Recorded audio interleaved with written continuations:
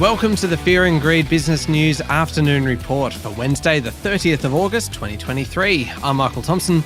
Every afternoon, we've got the 5 stories that happened today that you need to know about. Story number 1, the S&P ASX 200 closed up 1.2% today to 7,298 points, following a strong day amid data showing lower than expected inflation in July. As a result, it was green across almost all the sectors, with the exception of consumer discretionary and communications, which only fell slightly. Industrials and healthcare were the best performers over the day. In terms of companies, the best on the bourse was BrainChip Holdings, up 9.1%, followed by pathology group Healius Limited, up 7.8%. Healius posted a $367.8 million loss, but the company said it had reset its cost base following a collapse in government-funded COVID-19 testing.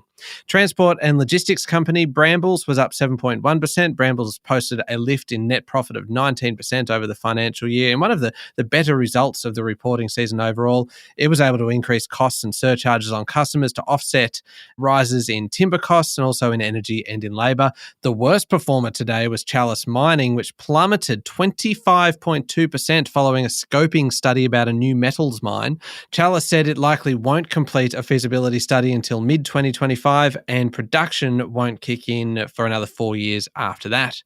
Story number 2, Flight Centre has posted $301.6 million in underlying earnings for the last financial year. That compares to a $183 million loss the year before. It's a big turnaround story, but investors, it seems, were a little bit lukewarm on it. Shareholders have welcomed the return of dividends, which will be paid for the first time since before the pandemic. But Flight Centre Managing Director Graham Turner said the turnaround exceeded their own expectations and they'd benefited from the removal, obviously, of restrictions imposed on travel during COVID. He said travel seemed to be holding up well compared to other sectors right now, and corporate trips in particular have been strong, but it wasn't all good news, and the market was a little subdued in response. The share price for Flight Centre closed down 2.8% today.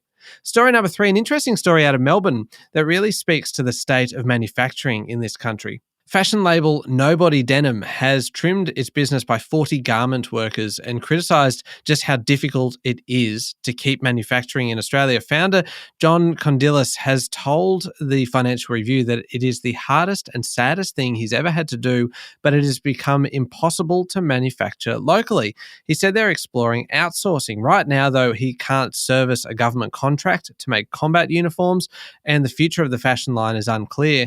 The union is seeking a hearing in the Fair Work Commission over concerns workers have been left in limbo and need to finalise redundancy payments and entitlements. Nobody Denim was founded in 1999 and has been sold in many stores, including David Jones and online on The Iconic. It markets itself as being made in Australia to guarantee fair working conditions for garment makers.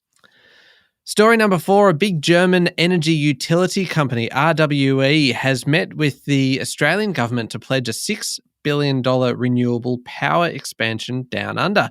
The chief executive of the company, Markus Kreber, is planning a 13-fold expansion of its existing Australian business to add 3 gigawatts of capacity by 2030. The Financial Review reported that this extra growth will be from wind, solar and storage projects. This comes amid major questions about whether Australia can achieve its transition goals, but Kreber brushed off these concerns, saying the same problems are happening worldwide and everybody just needed to be pushing in the same direction. He has signed a deal with Stanwell to deliver up to 10 gigawatts in renewable projects by 2035.